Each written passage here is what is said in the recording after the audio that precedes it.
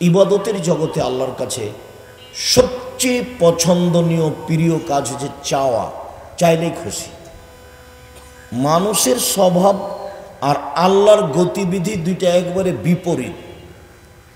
এই লোকটা ধনী মানুষ, বিপদে পড়ে বলেছেন যে ভাইজান আমার ছেলের হাত ভেঙে গেছে, 5,000 টাকা কর্জ দেন, একটু মেডিকেলে যাব। তো বলবে যে কি যে করি, এখন তো টাকা পয়সা হাতে নেই। আচ্ছা তুমি যখন বিপদে পড়েছো তো বিকালে আসো। তো বিকালে 5,000 টাকা দিল। তো পরের দিন আবার ভাইগনার হাত ভেঙে গেছে, তাই এসেছে। তখন লোকটা বলছে কিরে তোর জন্য আমি টাকশাল বানিয়ে রেখেছি নাকি, কালকেও এসেছিলে আবার আজকেও এসেছিস যে। এটা হলো মানুষের গতি। আর আপনি আপনার চাওয়া কাজটা আল্লাহকে যত বলবেন তত খুশি, যত বলবেন তত খুশি। তো মানুষ তো খায় আর পায়খানা করে আর থাকে, মানুষ তো পশু প্রাণীর মতো, গরু ছাগলের মতো।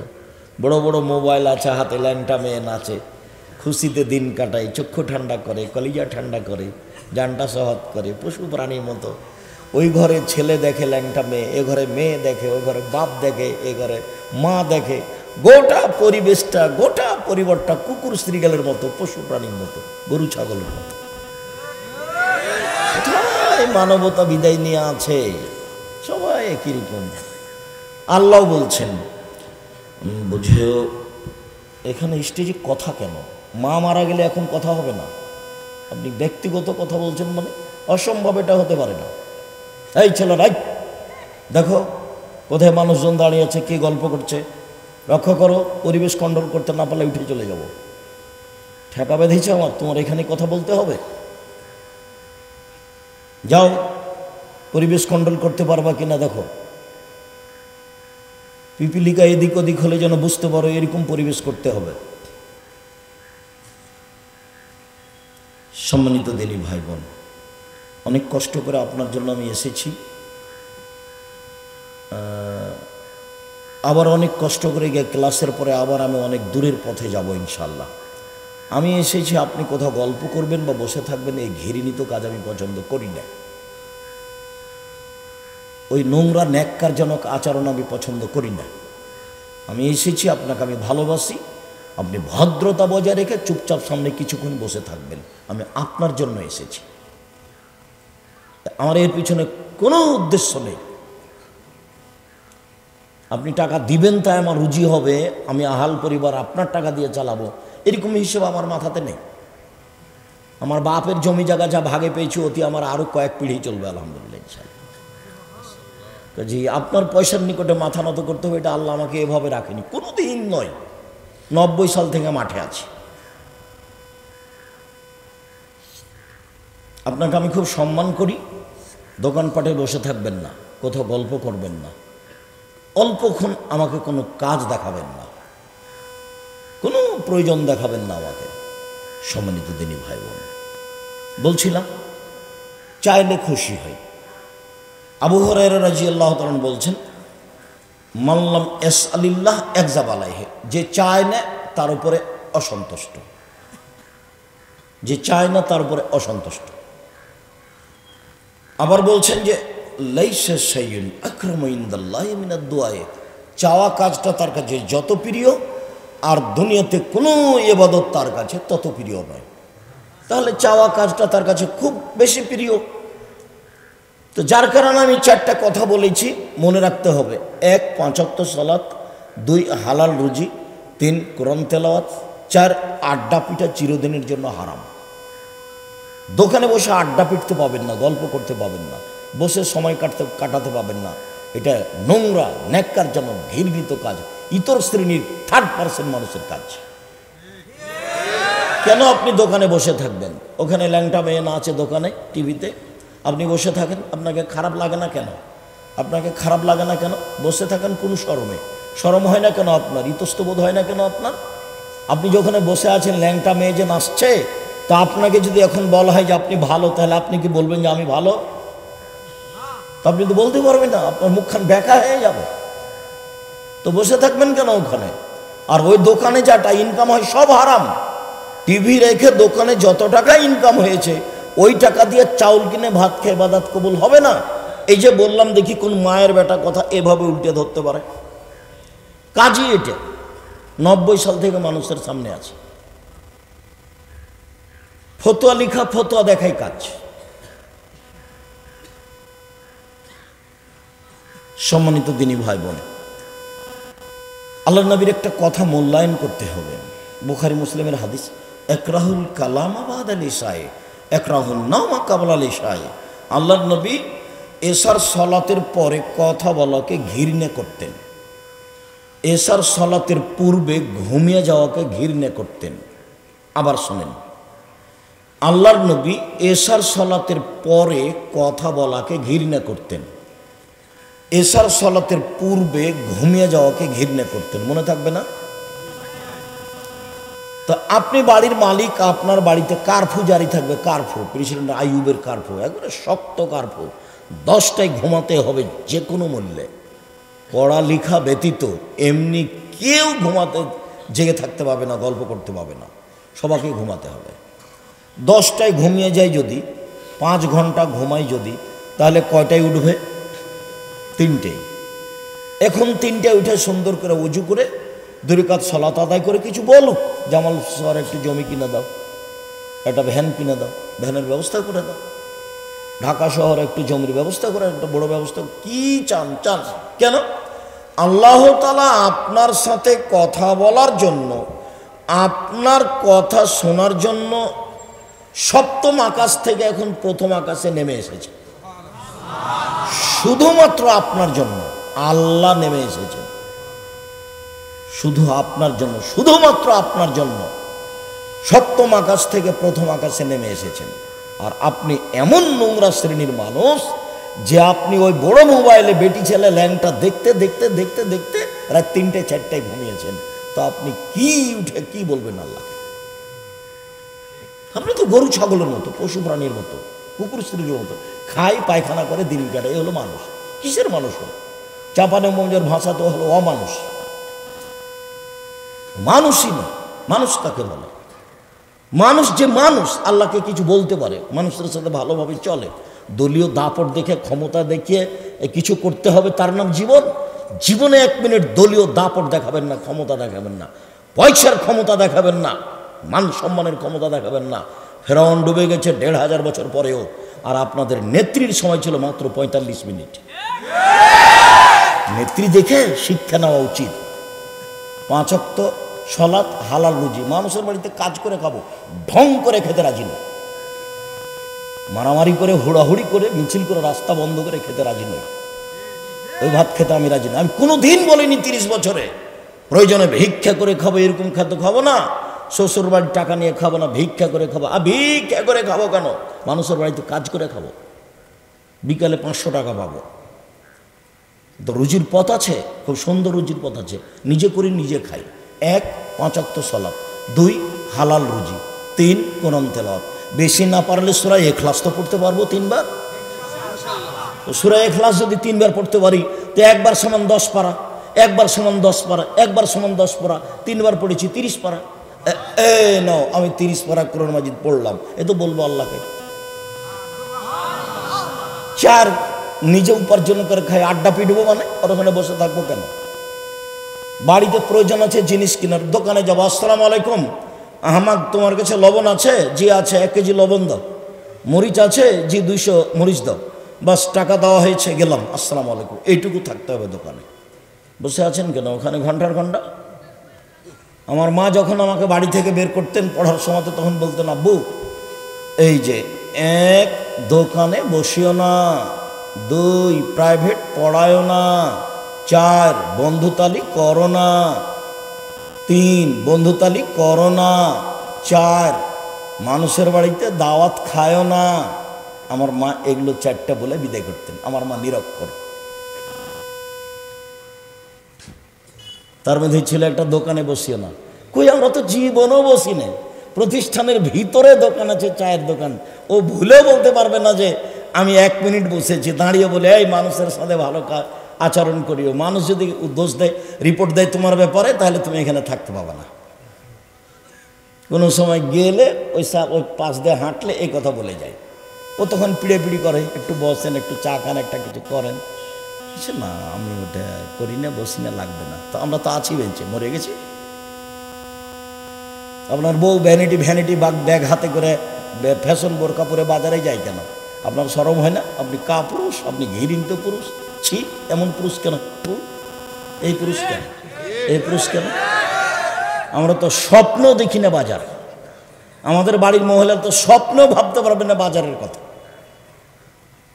এটা ফ্যাশন বোরকা পরে একটা ভ্যানিটি ব্যাগ ঘাড়ে করে সারাদিন হুড়া গুত্তা খেয়ে বেড়াচ্ছে বাজারে, ধাক্কা খাচ্ছে, আর ধাক্কা আর ধাক্কা। আপনাকে খারাপ লাগে না? আপনি পুরুষ মানুষ নন? খারাপ লাগে না কেন? আপনার একটা মানবতা কাজ করে না কেন? বাপের মতো হবেন। মধ্যেখানে কথা এসেছে আসলে যেটা আমি চাইনি। 1 মিনিট বাপ দেখাই, বাপ কাকে বলে। আপনি তো বুঝতে পারেননি যে বাপ কাকে বলে। মেয়ে আব্বু আব্বু ডাকবে আর আপনি বলবেন আম্মু আম্মু আছেন, তার মানে বাপ। দামি একটা 300 টাকার আইসক্রিম খাওয়াতে হবে, তার নাম বাপ। বুঝেছে? এরই নাম বাপ।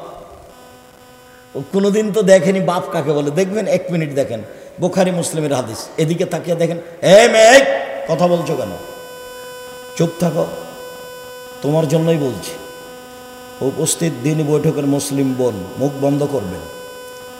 কেউ যদি আপনার গায়ের উপর দিয়ে চলে যায়, মুখ খুলবেন না, আমার অনুরোধ। মুখ বন্ধ করবেন। আর একজন আপনার গায়ের উপরে চড়ে চলে যাক, মুখ খুলবেন না, একবারে চুপচাপ থাকবেন। 1 মিনিট বাপ দেখাচ্ছে। বাপ কাকে বলে? বুখারী মুসলিমের হাদিস। আয়েশা রাদিয়াল্লাহু তাআলা আনহা বলেন, আমরা সফর থেকে আসছিলাম, এক জায়গায় অবস্থান করলাম, সেখানে আমার গলার হার হারিয়ে গেল।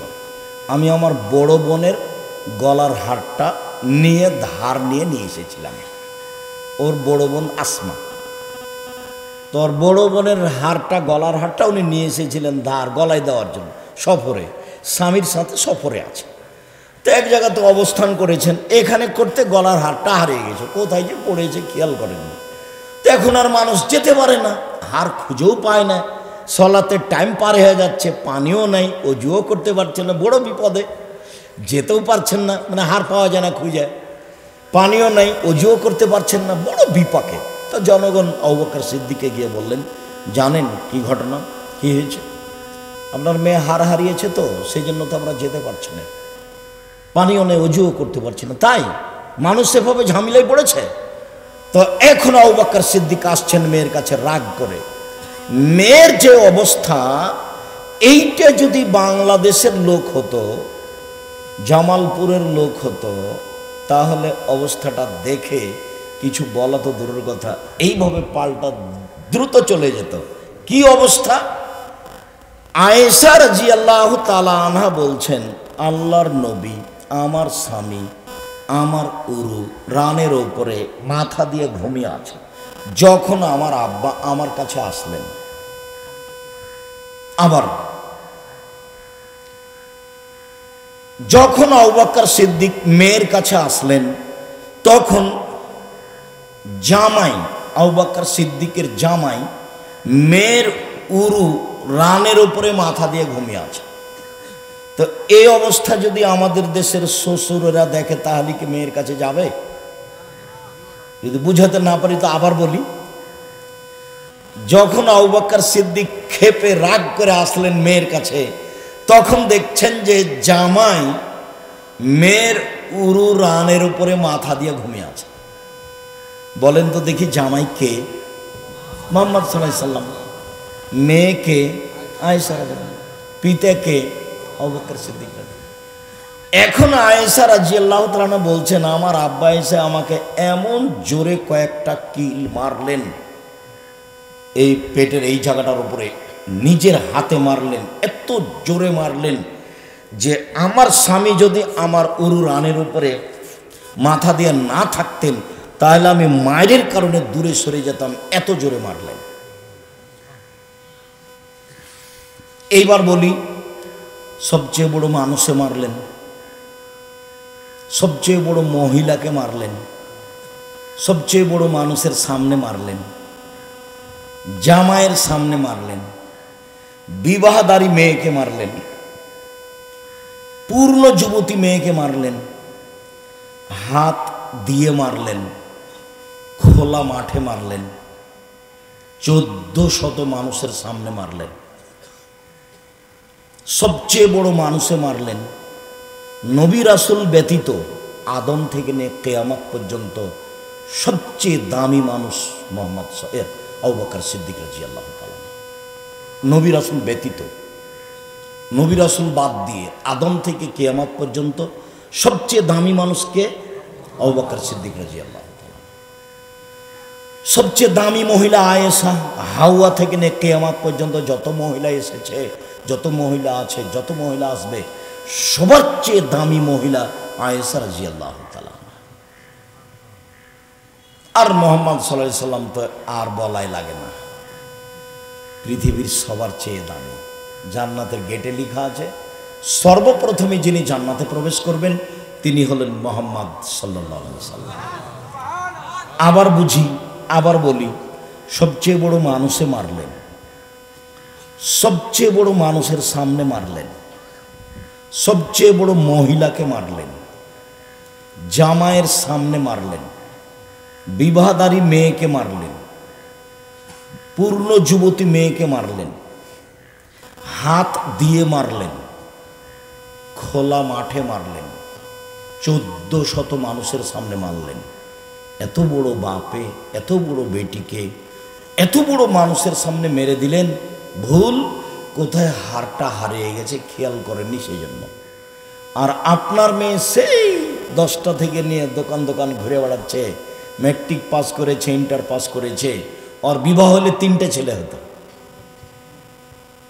ওকে আপনি কিছুই বলতে পারছেন না, আপনি আবার বাপ ছি, আপনার মতো বাপ বেঁচে থাকার চেয়ে মরে যাওয়াই ভালো। আপনার মেয়ে সমস্যা নেই, জামিয়া সালাফিয়ায় 519 জন এতিম আছে, আপনার মেয়েও ওখানে পড়বে, কোনো সমস্যা নেই ইনশাআল্লাহ। 5000-এর বেশি ছেলে মেয়ে আছে জামিয়া সালাফিয়ায়। দেশের সবচেয়ে বড় প্রতিষ্ঠান জামিয়া সালাফিয়া, আয়াতনে, শিক্ষক সংখ্যায়, ছাত্র সংখ্যায়, শিক্ষা মানে, শিক্ষক গুণে। যেটা জামিয়া সালাফের রূপগঞ্জ, সেদিন সম্মেলনে গেছিলেন কিনা, কেন যে যান না নিজের জিনিস দেখতে। গত বৃহস্পতিবার শুক্রবার ছিল, 100 বিঘা জমির উপরে, প্রায় 100 বিঘা জমির উপরে, 21 নম্বর সেক্টরের সাথে লাগা বাণিজ্য মেলার পিছনে, যেখানে একটা মসজিদ তৈরি হচ্ছে 200 শতক জমির উপরে, 6 বিঘা, যার 7 থেকে 10,000 মানুষ একসাথে সালাত আদায় করতে পারবে। যেটা রাজশাহী, সেটা 40 বিঘা জমির উপরে। যেটা রাজশাহী মহিলা শাখা, সেটা প্রায় 70 বিঘা জমির উপরে। যেটা দিনাজপুর, সেটা প্রায় 20 বিঘা জমির উপরে। বিভিন্ন জেলাতে জমি আছে, ময়মনসিংহ আছে, সময়ের গতিতে গড়বে ইনশাআল্লাহ। তো 519 জন এতিম আছে, দেশের শিক্ষক আছেন, ইন্ডিয়ার আছেন, সৌদি আরবের আছেন, দেশ বিদেশের শিক্ষক, অনেক শিক্ষক। এখন বেতন লাগে প্রায় 40 লক্ষ। তো 519 জন এতিম আছে, আপনার মেয়েটাও থাকবে। আপনার মতো বাপ বেঁচে থাকার প্রয়োজন নেই। আপনি বেঁচে থেকে কি করবেন? এই মেয়ে শোনো, এই মেয়ে খালেদা, তোমার বাপকে সৎ বাপ বলে ডাকি আজ থেকে, সৎ বাপ। কেন? তোমাকে তো তোমার বাপ দেখে না। দেখে যদি, তাহলে তোমার গায়ে এই ফ্যাশন বোরকা কেন? দেখে যদি, তাহলে তোমার ঘাড়ে ভ্যানিটি ব্যাগ কেন? রাস্তায় ঘুরে বেড়াও কেন? হ্যাঁ, দেখে যদি, তাহলে তোমার নখ বড় কেন? তোমার বাপ যে দেখে, তো তোমার নখ বড় কেন? নখে কেন নেইল পালিশ? কে বলেছে তোমার বাপ দেখে? তোমার মাকে তুমি সৎ মা বলিও, তোমার মা তোমাকে কবর দিয়েছে। তোমার বাপ মা যে তোমাকে দেখে, তো তোমার ভুরু তুলে চিকন করা আছে কেন?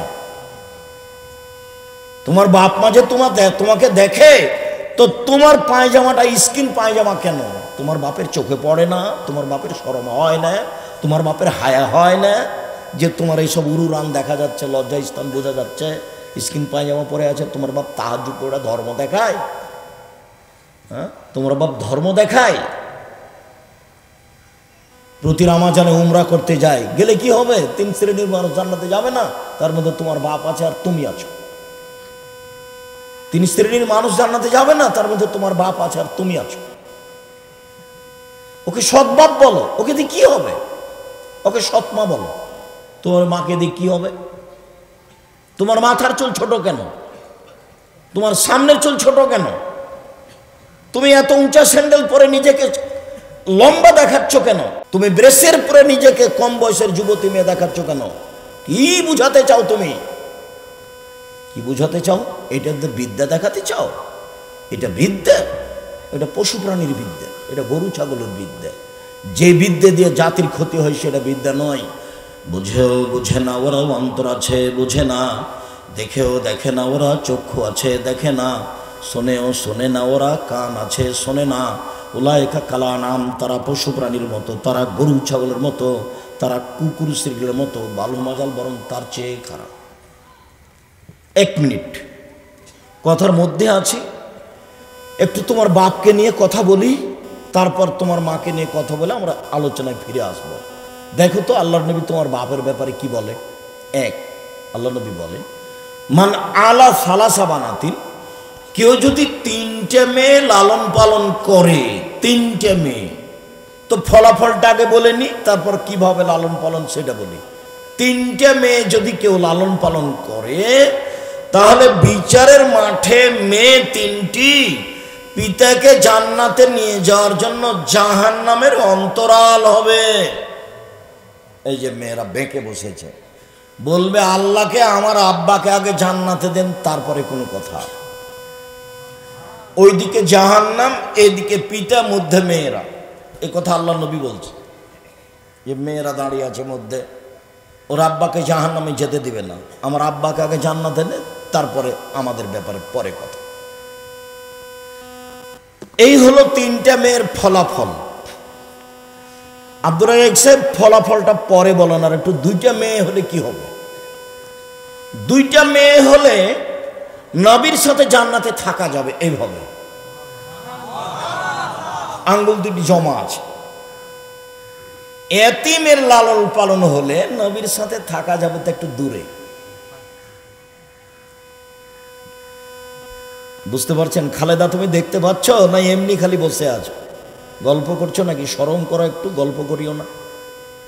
2টা মেয়ে যদি হয়, তাহলে 2টা মেয়ে যদি লালন পালন করে পিতা, তাহলে নবীর সাথে জান্নাতে এভাবে থাকবে। তখন মিরপুরের এক মুসাল্লি বলছেন মসজিদের, যে ভাইজান একটা যদি মেয়ে হয়, তখন বলছি ভাইজান আমি কিছু বলতে পারলাম না, আল্লাহ নবী কিছু বলেননি। একটা মেয়ের ব্যাপার আল্লাহ নবী কিছু বলেননি। তোমার যদি একটা মেয়ে হয় তাহলে মনটা একটু খারাপ, আর যদি 2টা মেয়ে হয় তাহলে একটু মনটা বেশি ভারী, দাদিও যেন কেমন কেমন করে। আর যদি 3টা মেয়ে হয় তখন দাদি নানি বলে, বউ বাদ দে রে ভাই, বউ চলবে না, এটা দাদি নানি বলে। তার মানে সবাই পশুপালনের মতো থাকে, খায়, কম বয়সের বেশি বয়সের সবাই প্রায় একই। ধর্মে করবেন কি 5 পয়সা দাম আছে। এটা জামালপুর মানে ময়মনসিংহের চেয়ে অনেক ভালো, জামালপুর মানে গাইবান্ধার চেয়ে অনেক ভালো। আব্দুর রাজ্জাক সাহেব ময়মনসিংহ আর জামালপুর বলতে কি বুঝালেন? জামালপুর মানে ভিতর বাড়ি বাহির বাড়ি, মহিলারা পর্দা করে বেশি। 2টা বাড়ি আছে, একটা ভিতরে একটা বাইরে। আর যখন ময়মনসিংহ যাবেন তখন কিসের ভিতর বাড়ি আর বাহির বাড়ি, আর বাড়ি ঘেরা নেই, ওইদিকেও ফাঁকা এদিকেও ফাঁকা। এটা সাতক্ষীরার মতো। সাতক্ষীরা মানে এইখানে একটা ঘর, এখানে একটা ঘর, মধ্যে গরুর গাড়ির রাস্তা। এটা হলো ময়মনসিংহ, এটা হলো জামালপুর।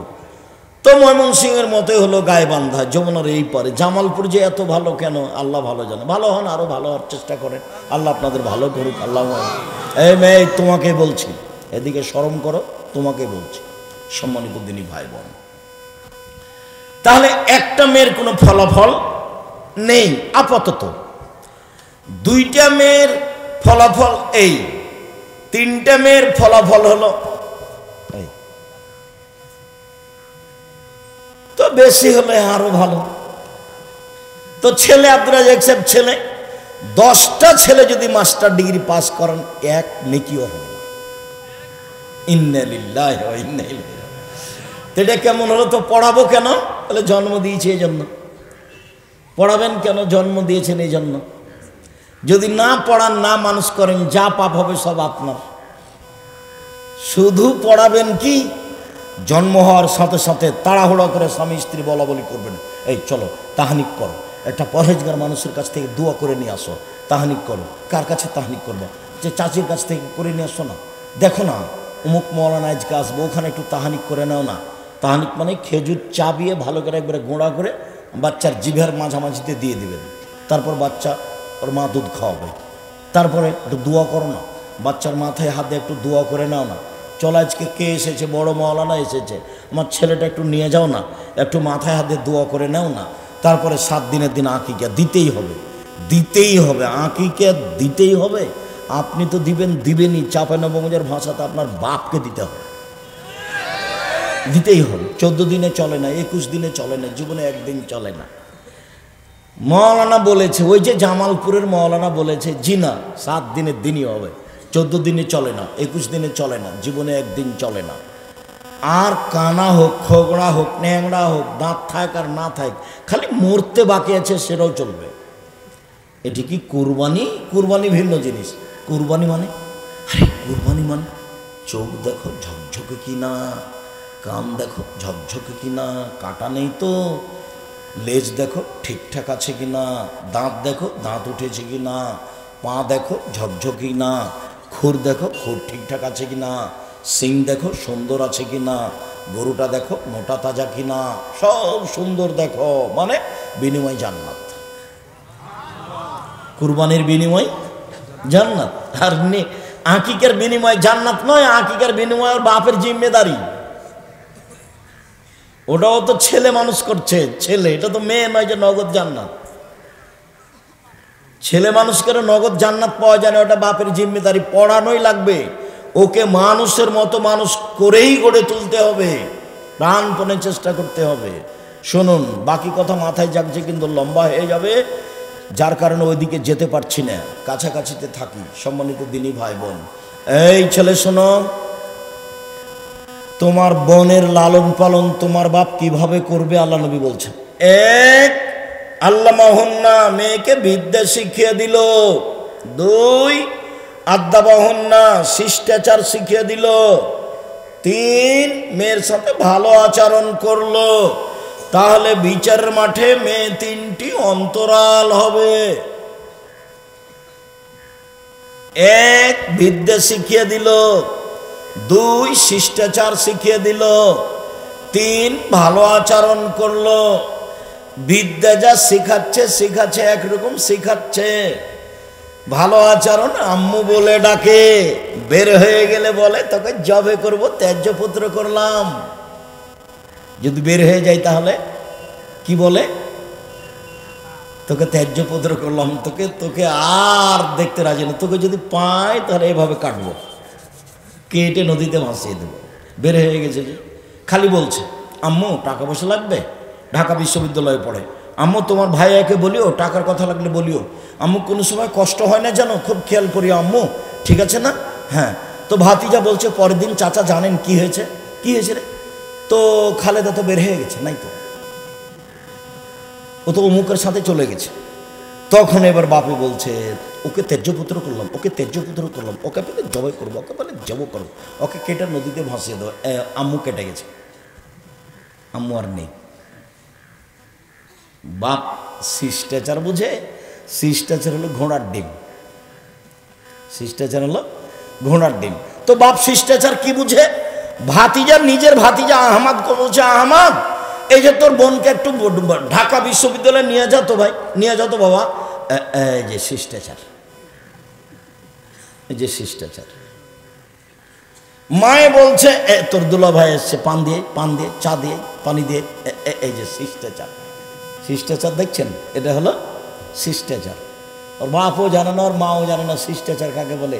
পশু প্রাণীর জীবন, গরু ছাগলের জীবন এমনিতেই চলছে। মনে কিছু নিয়ে না, আপনাকে বলছি কষ্ট নেওয়ার কিছু নেই, কষ্ট নেওয়ার কিছু নেই। রাসূল সাল্লাল্লাহু আলাইহি সাল্লামের পদ্ধতিতে জীবন কাটাতে হবে, এটাই চূড়ান্ত। জোর করে আমিন বলে আহলে হাদিস হওয়া যায় না, জোর করে আমিন বলে আহলে হাদিস হওয়া যায় না। বুকে হাত বেঁধে সালাত আদায় করলে আহলে হাদিস হওয়া যায় না। দল সংগঠন করে আরেকজনকে খারাপ বেসে আহলে হাদিস হওয়া যায় না। শুধু খালি আর একজনের উপরে বিদ্বেষ রাখাই হয় মাত্র। ও দিয়ে কি করবেন আপনি? আমাকে কি বুঝাতে চান? আপনাকে আমি অক্ষরে অক্ষরে চিনি। সম্মানিত দিনী ভাই বোন, শিষ্টাচার কাকে বলে? আপনার স্ত্রী বাজার থেকে একটা তরকারি রাখা বাটি কিনেছে, সেটা হলো কাতল মাছ। আপনার স্ত্রী একটা আয়না কিনেছে, সেটা রুই মাছ। আপনার স্ত্রী একটা পট কিনেছে, ফ্যাশন বোরকা পরে বাজারে গেছে, পট নিয়ে এসে পেশাব পায়খানা, সেটা হলো ঘোড়া। বলেন শিষ্টাচার কোনটা? আপনার ছেলে মাথার চুল ছেড়েছে, উপর দিক আছে আর নিচের দিক চাঁচা আছে, ইহুদি খ্রিস্টানের। শিষ্টাচার কোনটা? আপনার ছেলে একটা গেঞ্জি গায়ে দিয়ে আছে, 10 লেখা আছে, পিছনে যে দাঁড়িয়েছে দেখতে দেখতে নামাজ শেষ। শিষ্টাচার কোনটা? শিষ্টাচার কি জিনিস?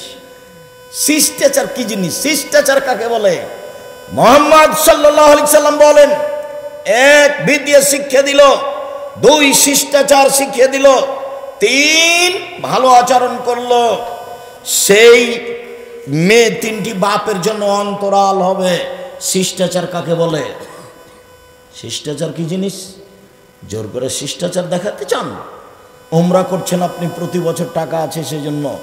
বলছে সবাই বলে জামালপুরে মানুষ সব গরিব, এই জন্য তো আমি ঢাকা শহরে টাওয়ার করেছি, জামালপুরি টাওয়ার।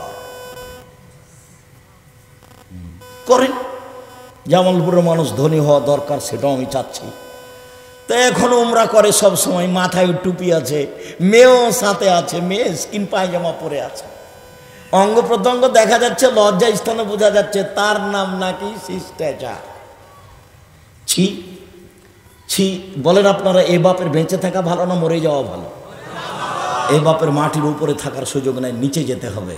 জামিয়া সালাফে এতিম ছেলে মেয়ে লালন পালন করবে। 519 জন আছে, কাল থেকে যদি 1038 জন হয় কোনো সমস্যা নেই, কোনো সমস্যা নেই ইনশাআল্লাহ। এতিম ছেলে মেয়ে পাঠিয়ে দিবেন, 1 জানুয়ারি ভর্তি পরীক্ষা অংশগ্রহণ করবে। সম্মানিত দিনী ভাই বোন, বলছিলাম এইবার যা বললাম হালকা করেই বললাম। এ মেয়ে শোনো, এইটা তোমার পিতার জন্য বললাম। 1 মেয়েকে বিদ্যা শিখাবে, 2 মেয়েকে শিষ্টাচার শিখাবে, 3 মেয়ের সাথে ভালো আচরণ করবে, খাস্টা মেষ্টা করবে না। তাহলে এই পিতার অবস্থায় শিষ্টাচার কি জিনিস আজকে আর আলোচনা নেই, এই পর্যন্তই। এবার তোমার মায়ের কাছে গেলাম, তোমার আব্বার কাছ থেকে তোমার আম্মার কাছে আসলাম। জাবের রাদিয়াল্লাহু তাআলা আনহু বলেন, আমরা এক যুদ্ধ থেকে আসছিলাম, মদিনায় ঢুকবো। আল্লাহর নবী বললেন, সবাই এখানে থামো, সকালে বাড়িতে যাব। তো আমি জাবের বললাম, আল্লাহর নবী আমাকে বাড়ি যেতে অনুমতি দিন, আমি নতুন বিবাহ করেছি। তো আল্লাহ রাসূল বলছেন, ও নতুন বিবাহ করেছ, তো কুমারী মেয়ে বিবাহ করেছ না তালাক প্রাপ্তা মেয়ে বিবাহ করেছ?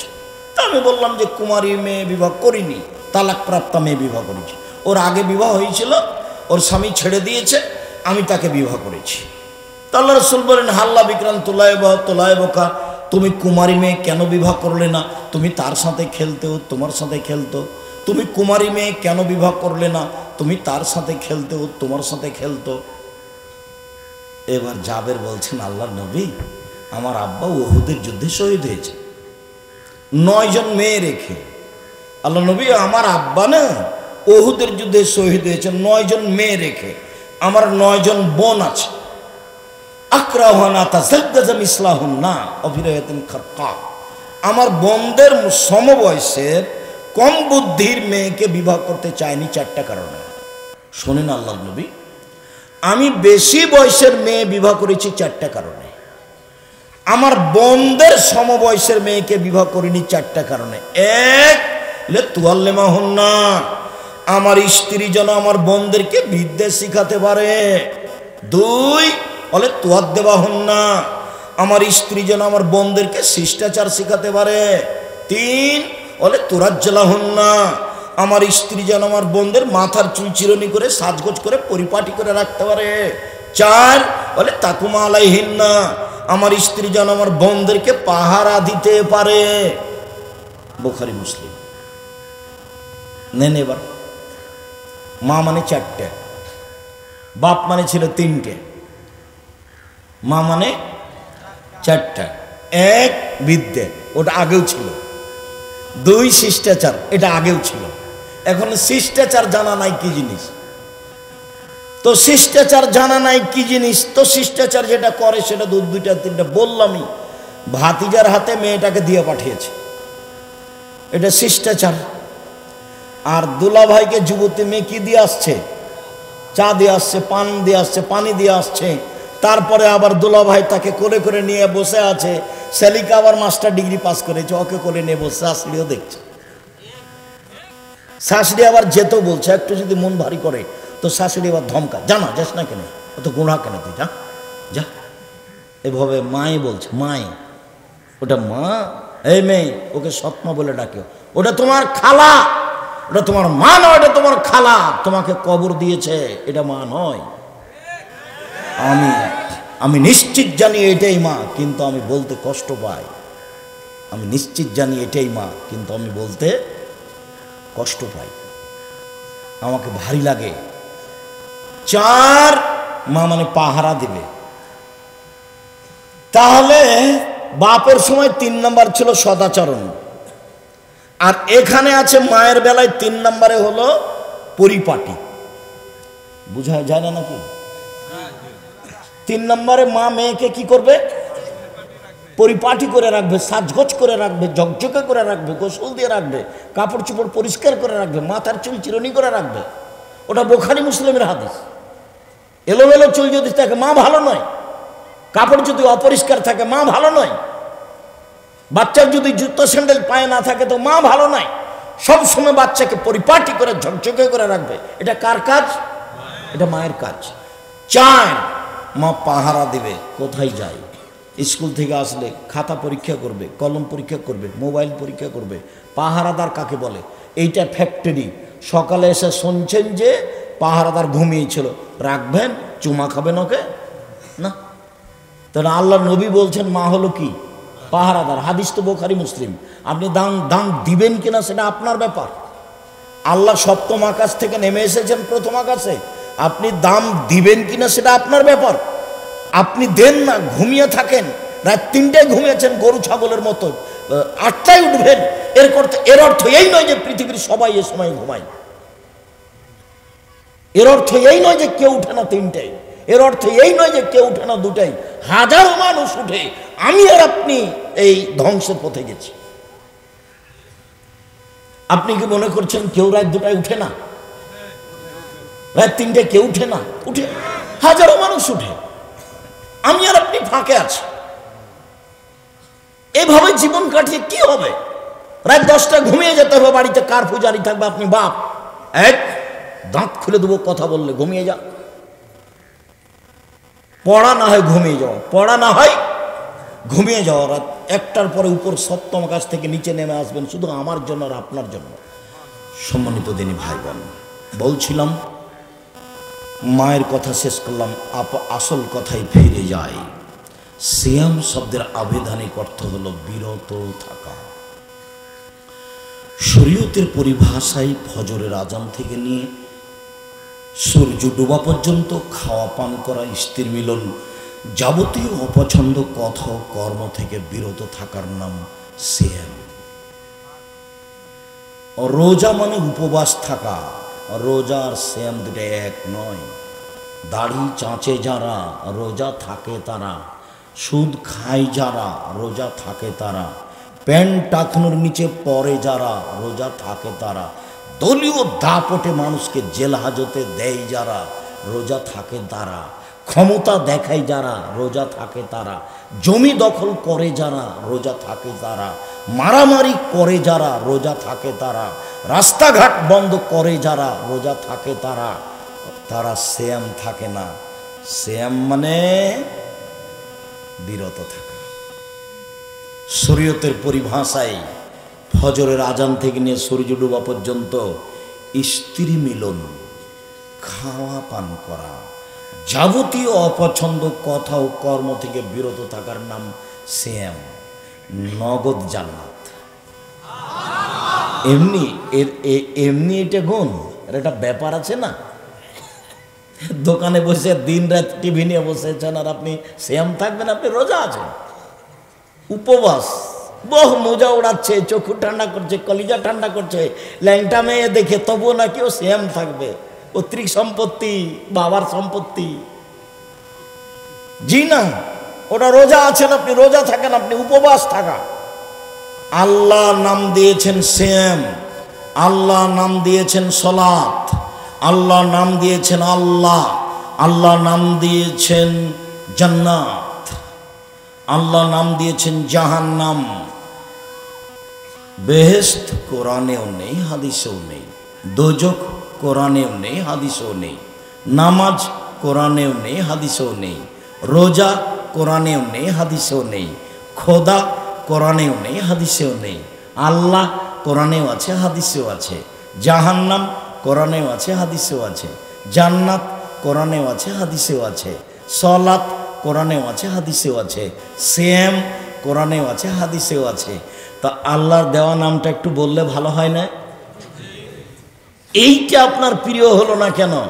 সিয়াম নামটা বললে একটু ভালো হয় না? আল্লাহর দেওয়া নাম, নবীর দেওয়া নাম। আজ থেকে বাড়িতে সবাই বলবেন সিয়াম।